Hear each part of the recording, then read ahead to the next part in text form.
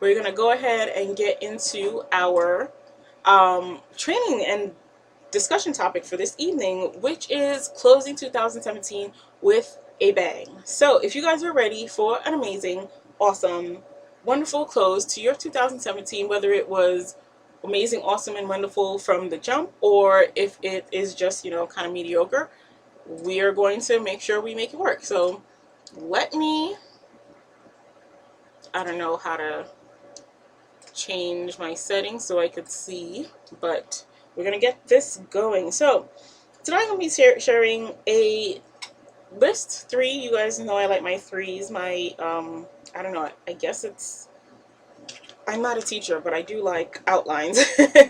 But tonight I'm going to share 3 tips to help you wrap up this year and move into, or prepare yourself for moving into next year.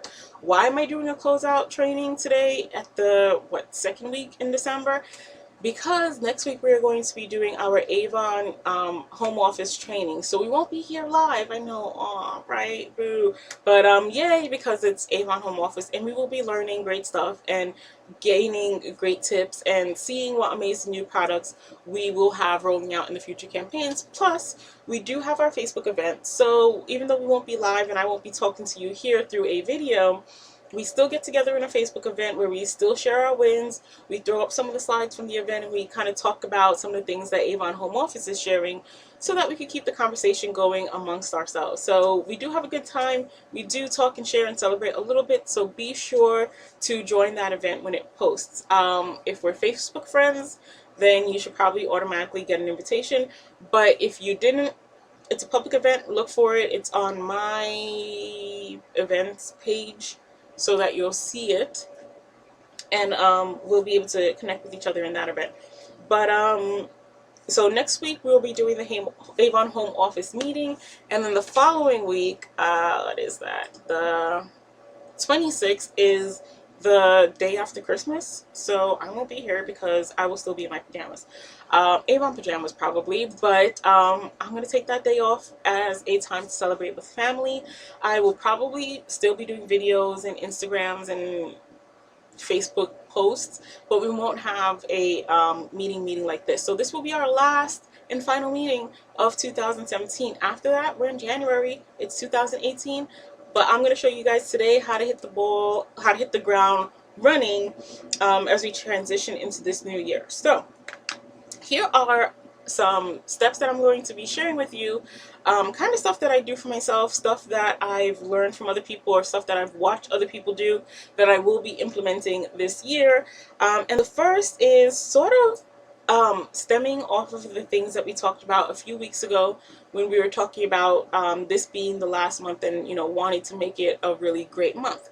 So Janae says she's just stalked me. Yeah, we stalk each other. That's how I learn about what's happening. So yeah, let's do that. So let's start off with the first step, which is to recap this last year. So if you haven't done it yet, we talked about it a couple of weeks ago. If you still haven't moved towards making the step to look back at this last year, I really strongly encourage you to do it. Get out the journal. If you don't journal, go through your old Facebook posts, go through your old text messages. I took some time to go through Vibe, which is how we track our team status. Look at President's Club. Look at your invoice. Look at your Avon has a President's Recognition Program Gold Card. Some of you made it towards President's Club, which is definitely worth celebrating, but maybe some of you didn't. Still go back and look at your numbers. How are you tracking for your sales? What were the sizes of your orders? Did you have any campaigns where you had an amazingly large order? Did you have any, did you skip any campaigns? If so, why? But take the time to go back. Get a pen and paper, get a little notebook, a journal, some scratch paper, or if you're like me, get your notes in your phone and just jot down some ideas about how far you've come. If you have set goals, look back at the goals that you set at the beginning of the year and see how far you got in attaining those goals. Again, regardless of whether or not you actually achieve them, the goal is for you to just, at this point, evaluate what your achievements were and what they were not. Make a list, make charts, whatever it is that works for you.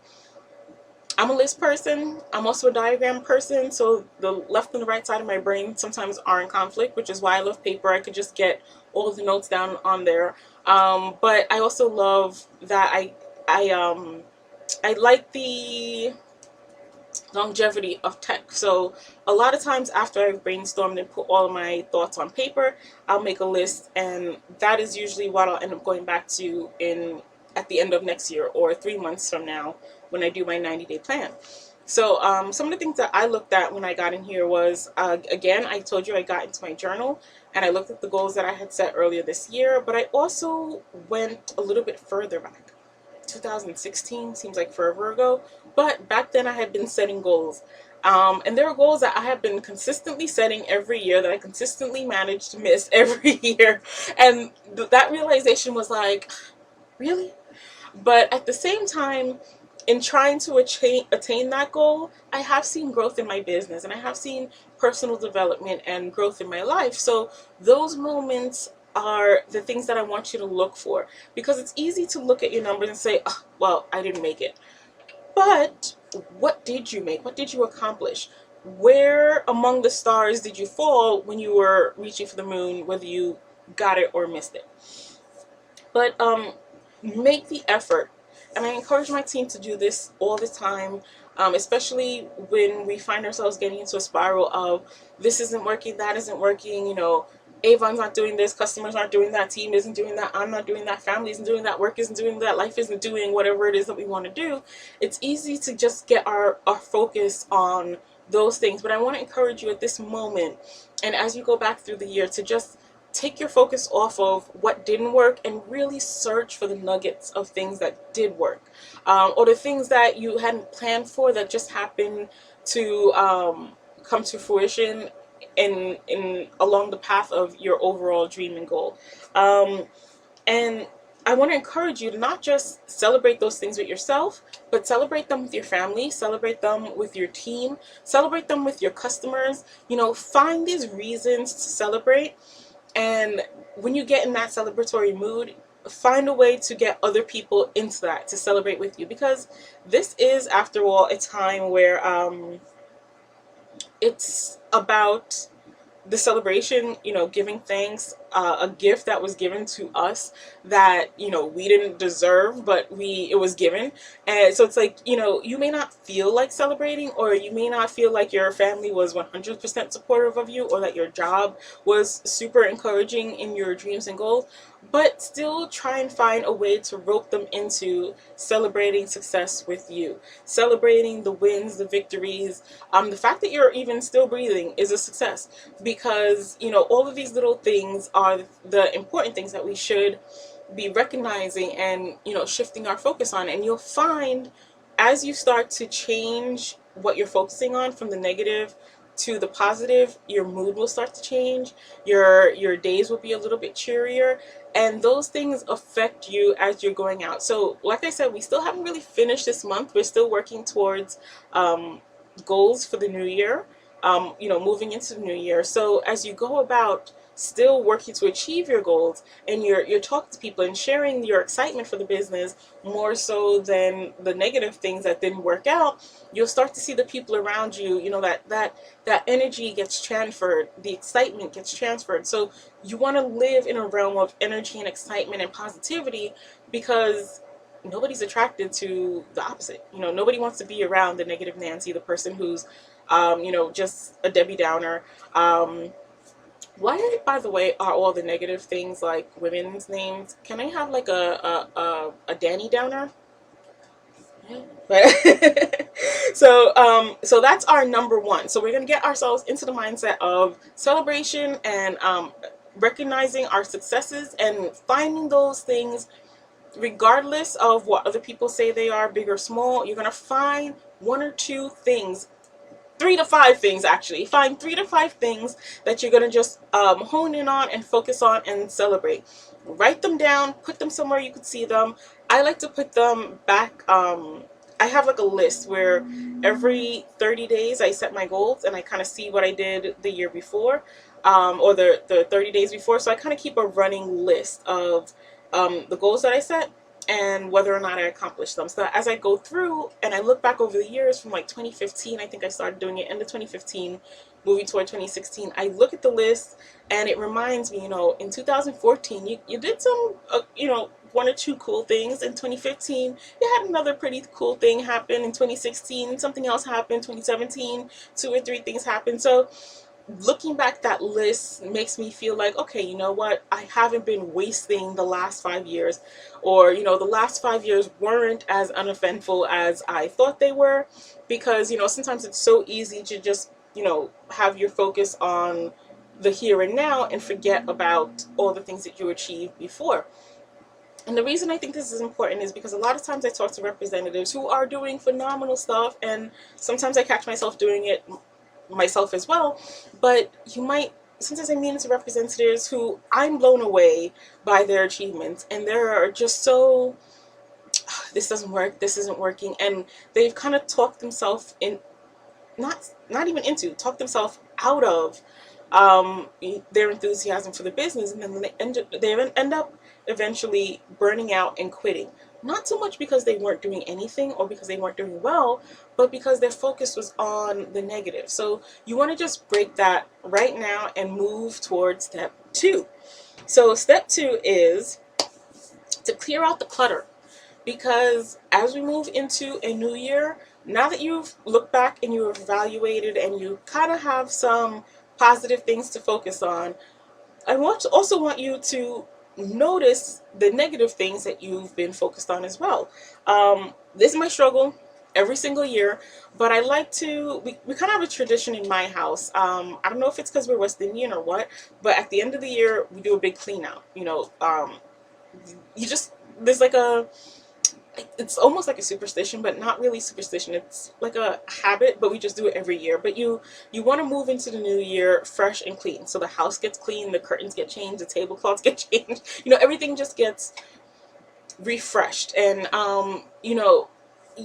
because we just want to move into the new year clean without burdens. So I want to take that to our business and our mindset as well. Look back at this year. What were the things that you were focusing on that weren't so negative? Who are the people in your life that weren't so encouraging? What was holding you back? And look at what was moving you forward. The things that were holding you back, clean them out. Just get the broom, the dust devil, whatever, dirt devil, and get rid of it.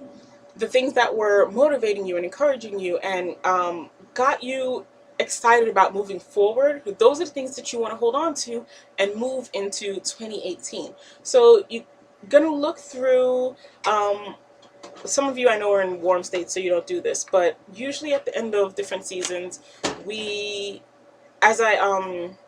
rotate my summer and my winter clothes. New York City just don't have the space, and I probably have more stuff than I need. But at the end of every season, when I pull out the clothes of that season, before I pack in the clothes of the new season, I look at the clothes for both seasons and I try to see what I wore and what I didn't wear, what's in good condition, what's in bad condition, what could fit me. The struggle is real, but what could fit me and what have I grown out of, and I get rid of the stuff that doesn't work most of the time. But usually there are a couple of pieces that I hold on to for sentimental value. And then the next year rolls around and I look at the things again and I'm like, you didn't wear these things for another year and you keep keeping them. And I have to evaluate, is this going to be the year that I get rid of it, or am I going to keep holding on to it? How does it make me feel? Is it something that, like that pair of jeans I can't fit into from high school, is it something that whenever I look at it, I get frustrated and discouraged? Or is it a t-shirt or an award or a trophy or a gift that I got from someone that maybe isn't in the best condition or maybe doesn't fit me so great, but I love it because when I see it, I think of the person, or I think of the situation, or I think of, where I've come from or how far I've grown, and then I evaluate. If it's something that makes me not feel so good, it's gone. I've just gotten to the point in my life where I'm like, I don't need to hold on to things that are going to make me feel upset. So, bye. So I want you to kind of do the same thing in your business. Hey, Rachel, thank you for joining. So, take this time like you would evaluate your closet. in your household, you want to kind of clean out your business household and get your papers in order. So look at what you can really be holding on to, because if you have, this much arm space and you could fit this much stuff within that arm space, do you want to fill that space with bad stuff, or do you want to focus on holding on to the good stuff?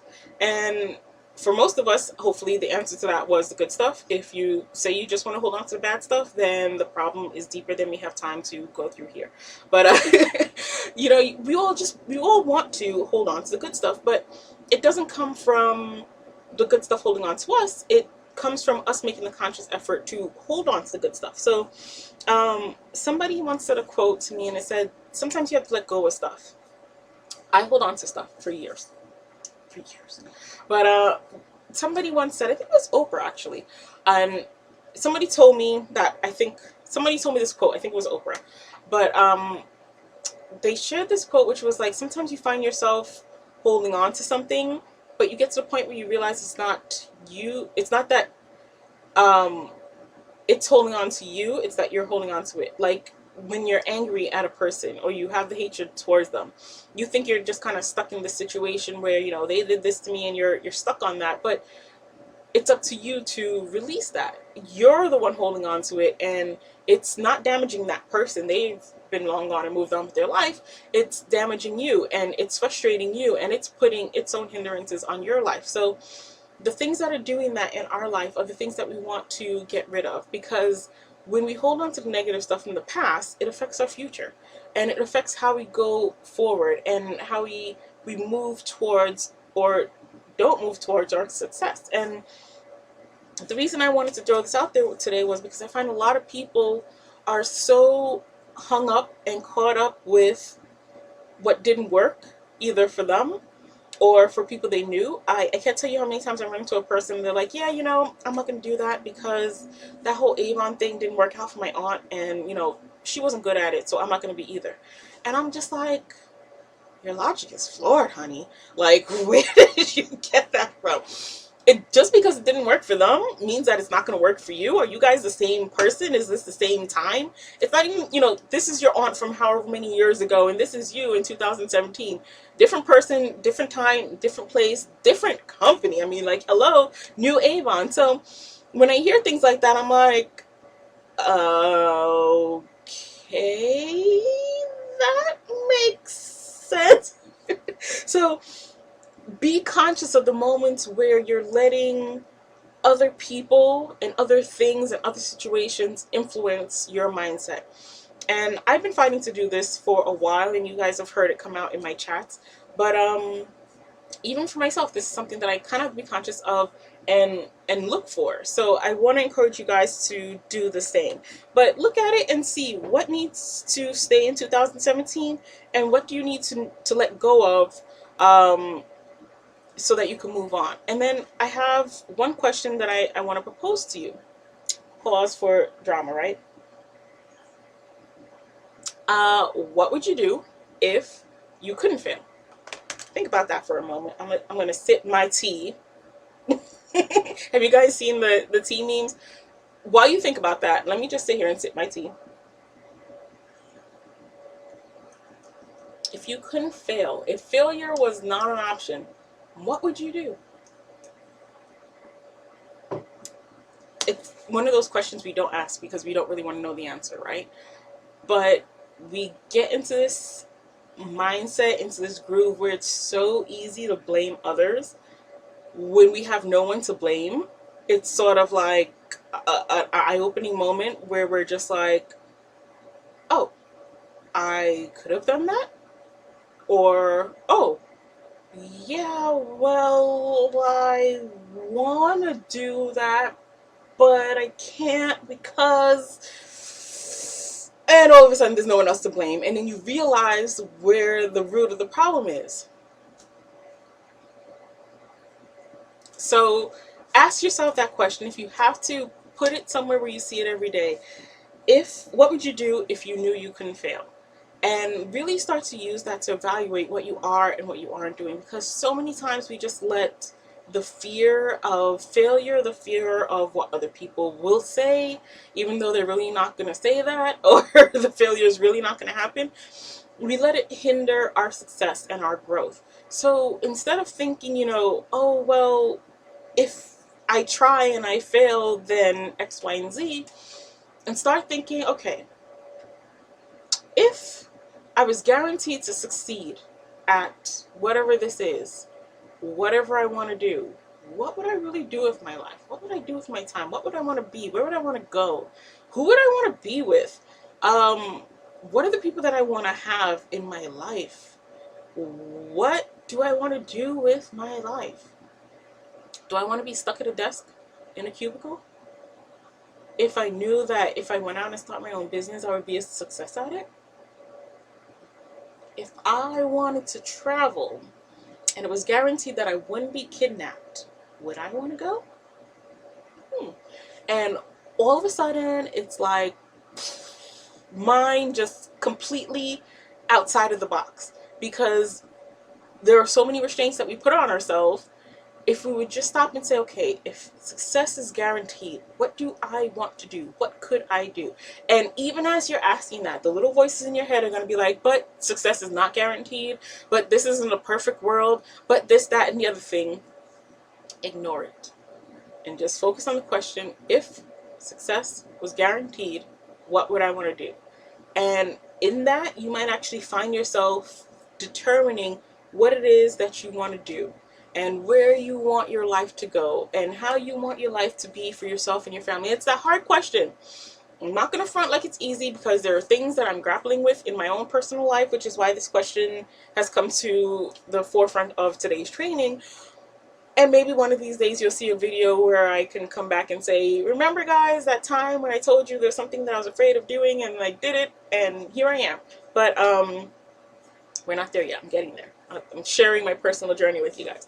But now that you know, or as you start to figure out what it is that you want to do, now we can move into next year and do step number 3, which is start planning.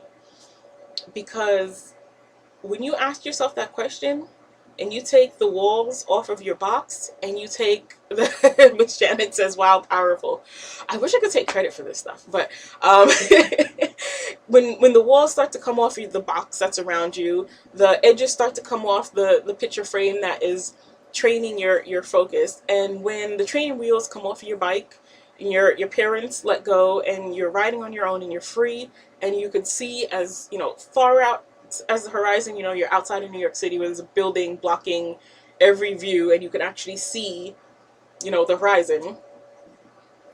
You'll start to think about what it is that is important to you, like what's really important to you. Because a lot of times, again, stuff that the world puts on us that's not really important, but that we deem important because we're trying to impress the Joneses and whoever else, you might come to realize that stuff is not really what's important to you, but you do it because you feel like you have to, or you're obligated to. And I'm not talking, there are some things that are just right, like if you have kids, pay your bills and man up and take care of what's yours, that kind of stuff. I'm not talking about that kind of stuff. I'm talking about like overall stuff, like, do I want to be an entrepreneur or work for someone else? Do I want to, and can I afford to, and will my responsibilities allow me to travel the world? If so, then how do we go about doing that? And then as you start to determine what it is that you want to do, you can set your goals. And one of the things that I love that I wanted to share with you guys was actually from the coaching program that we did this year with Avon, if I can find it. So if you haven't done the coaching program yet, there was a module. It's kind of broken up into modules, so you have different topics of discussion, so to speak, and then each topic of discussion is broken down into like a coaching session, an action planning section, and then another group session where you talk about it with other people. So one of the things that I loved that I had open here that has now disappeared because that is my computer. It was a module on planning. And I wanted to show it to you guys because for me, these last few months, it was just like so powerful. Let me see if I can, nope. It was so powerful in helping me see my goals in a realistic light, and break them down in a way that made them more achievable, that made it easier for me to understand why I had been failing at so many of my goals for so many years, and what I could do to move myself closer to achieving those goals, and also doing it within a time frame that was realistic, because I realized that I do not have a realistic time frame for a lot of my goals, and that is sort of the reason for some of my failures, and that's, you know, part of the growing pains. One of the things that I celebrate this year is this learning experience so that I could move forward accordingly. But let me just see if I could find this page. I think it was module like 3 or 4, but of course this is not in order.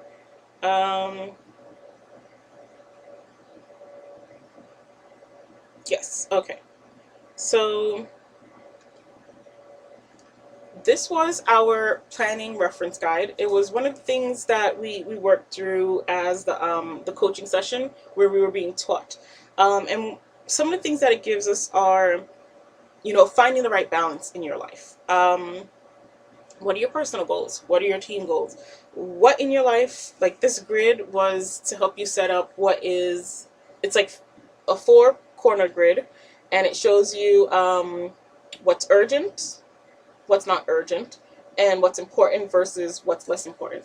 And a lot of times, like now that you know what your goal is and what it is that you want to do with your life, you realize a lot of the stuff that you have are not important, but or they're not important, but you've made them important, and they're not urgent, but you've made them urgent. So the stuff that's really important towards getting you towards your goals are not in the right place at all. So you're focused on things that are unimportant and not urgent, but treating them as if they are urgent and if they are important. The other thing was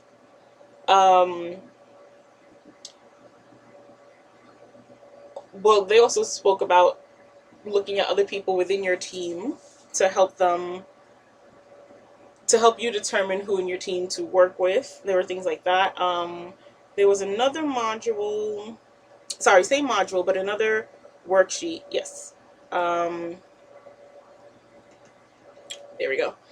It helped you plan a balance of activities. So it helped you see how much of your time you spend in planning, selling opportunities, managing and leading, and determine how much of your time you wanted to spend in each category. So again, looking at your overall goal, what you want to do, or what you would do if failure was not an option, you can look at that goal and say, okay, well, you know, I've been spending a lot of time putting out fires, or I've been spending a lot of time on stuff that didn't really impact my business, but it was basically busy work, and you'll just come to the realization that a lot of the stuff that you put a lot of time into was busy work. That's what happened to me, and I, you know, speaking to other reps, I heard that was what happened to them, because we put emphasis on the stuff that shows that we're taking actions, but aren't high impact. So there's stuff that's like high value and high impact, and those are the things that we should be focusing on, but sometimes we find ourselves on the stuff that's just like low value but takes up a lot of time. So there's that. Oh, and they even give you examples of stuff that's not urgent and not important, which is stuff that you can delegate, stuff that you can, for me, I've found this year, once I made the determination of what was important and urgent, and, you know, what was just important overall, a lot of the stuff I was able to do. For example, team newsletters can get done in the evening, because it doesn't make sense for me to do them during the day when I could be making phone calls. That is something that, you know, phone calls to my team, to my customers, to my leads, that is something that is better done during the day, because it's a better use of my time, because that's during the days when I could connect with other people. There are also small nuggets, like sometimes when I have team members in California, or if I get leads in California, they're 3 hours behind. So those are people that I can connect with after 9 o'clock here in my time zone, because usually here after 9 I tend to shut down because I don't want to call anybody after 9 and wake them up. I've done it before. Sorry to those people. But I found, you know, I can call my California team, my California leads after 9 o'clock here because over there for them, you know, they're just getting out of work and it's the perfect time for them to talk. So instead of calling early in the day when they were at work and leaving a message, I would call a little bit later in the evening and, you know, be able to connect with them. So little things like that help you refine and hone and polish your action steps. And there are things that you're doing now that you're just gonna say, okay, look, I really don't need to be doing this, realistically speaking.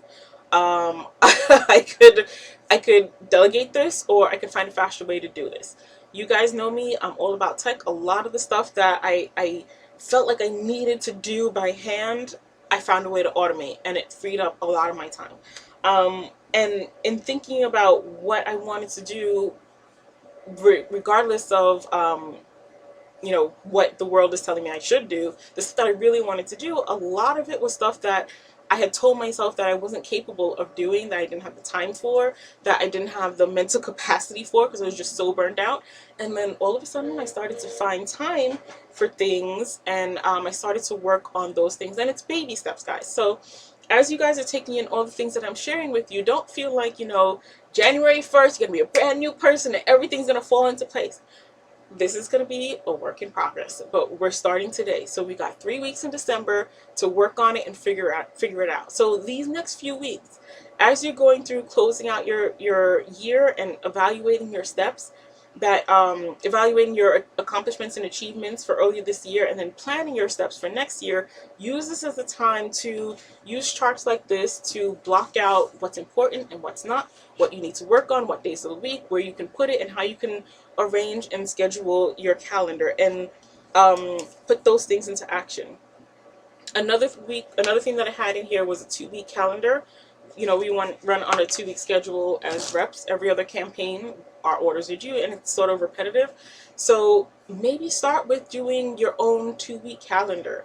And I have a post on my blog that I share with you how my calendar changed over the course of a few months as I started to create a calendar, test it out, and implement the things I started with. And I'll be honest with you, even from then, my calendar is different now, because after this coaching program, the things that I did and that I plan to do has changed. The things in my life that I was working on then, I'm not working on now.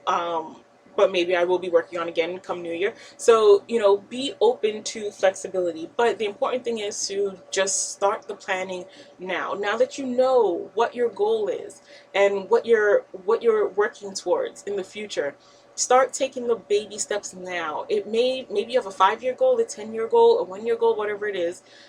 Start taking the steps now. Chop it up and work backwards, so that now, as you're going about preparing for the new year, you don't just start the new year with the same goals that everyone else is doing because they're doing it, but goals that are really important to you. And you know, we talk about the SMART goals.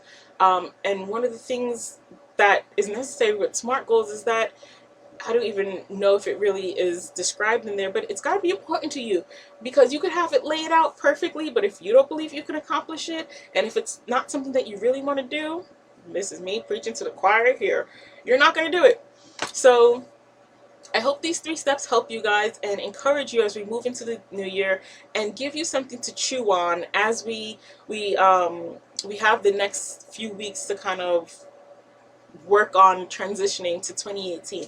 But if you can set your goals, and I truly believe, like, if you could set your goals and line them up now, you kind of hit the ground running come 2018. And that lull of, you know, 1 to 2 weeks, you're kind of like, oh, it's a new year, what do we do, what am I going to do for this year? I know I do that. You'll kind of come into the year with a plan, and it's a great way to do it because you have that fresh start, that, you know, brand new calendar, brand new month. You could, you know, lay it out the way you want it to without the distractions and, you know, all the muck that you cleaned out in step 2.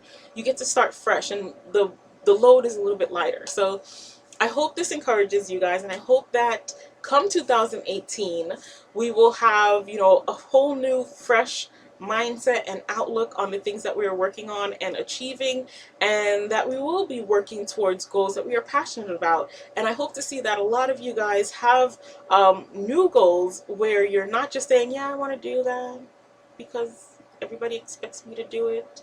But yeah, this is what I want to do. This is what I believe I could do, and I'm going to work towards it. I have my plan. I have my action steps. I am going to do it. Here we go. Georgie, let's do a 30-day check-in.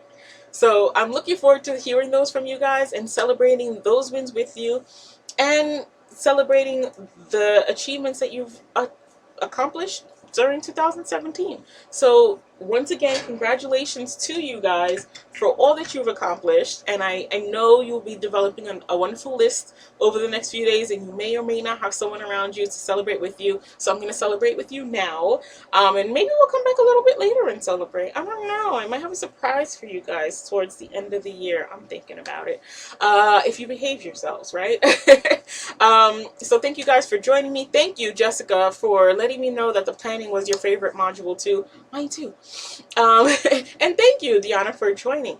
But thank you guys for joining me for this chat. I love you all for who you are and what you've done and what you've accomplished, regardless of what it is. And I'm looking forward to starting a brand new, wonderfully, amazingly successful 2018 as we wrap up 2017 and kiss this baby goodbye. So have a great night, guys. Have a great evening. Bye.